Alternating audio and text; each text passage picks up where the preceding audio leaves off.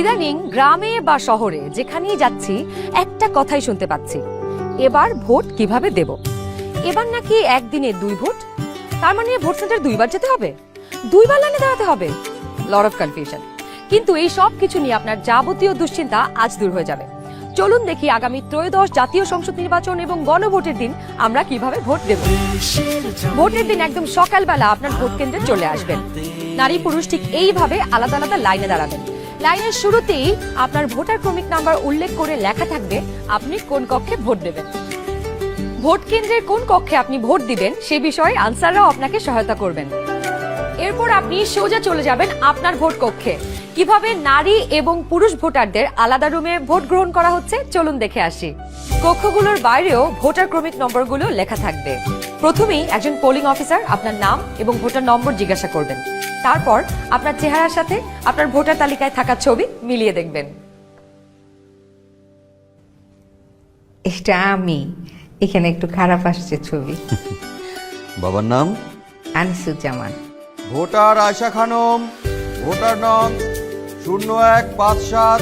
প্রথম polling officer আপনার নাম এবং ভোটারের ক্রমিক নম্বর জোরে উচ্চারণ করবেন, যেন কক্ষে থাকা সহকারী প্রিজাইডিং অফিসার এবং পোলিং এজেন্টরা শুনতে পারেন।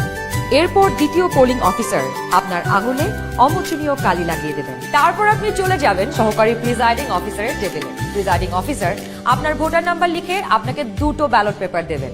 জানি এবার গণভোটের জন্য গোলাপি ব্যালট আর সংসদ সদস্য নির্বাচনের জন্য সাদা কালো ব্যালট।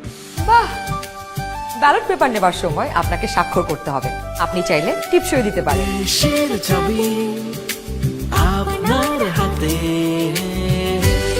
ব্যালটের সাথে দেওয়া হবে সিল মারার জন্য একটি রাবার স্ট্যাম্প। আপনি 2টি ব্যালট এবং রাবার স্ট্যাম্প নিয়ে ভোট দেবার গোপন কক্ষে যাবেন। এবার কিন্তু সময় বাঁচানোর জন্য অনেক ভোট কেন্দ্রেই 2টো গোপন কক্ষ থাকবে, যাতে একই সময়ে 2জন ভোটার 2টো গোপন কক্ষে ভোট দিতে পারেন। গোপন কক্ষের ভেতরে আপনি কিভাবে ব্যালটে সিল দিবেন চলুন দেখি। গণভোটের গোলাপি ব্যালটে হ্যাঁ এবং না 2টো ঘর থাকবে। সংস্কার বা পরিবর্তন চাইলে হ্যাঁতে সিল মারুন। গণভোটে আপনি হ্যাঁ দিলে সবগুলো সংস্কার পাবেন, আর না দিলে কোনো সংস্কারই পাবেন না। এরপর ব্যালটটি লম্বালম্বি ভাঁজ করুন, যেন সিলের রং অন্য ঘরে না পড়ে। এরপর আড়াআড়ি ভাঁজ করুন। সংসদ সদস্য নির্বাচনের জন্য সাদা কালো ব্যালটটিতে থাকা আপনার পছন্দের ব্যক্তি বা দলের মার্কায় সিল মারুন। সিলটি কিন্তু নির্ধারিত ঘরের বাইরে যাওয়া যাবে না। মার্কার বাইরে সিল পড়লে আপনার মহামূল্যবান ব্যালটটি বাতিল হয়ে যাবে।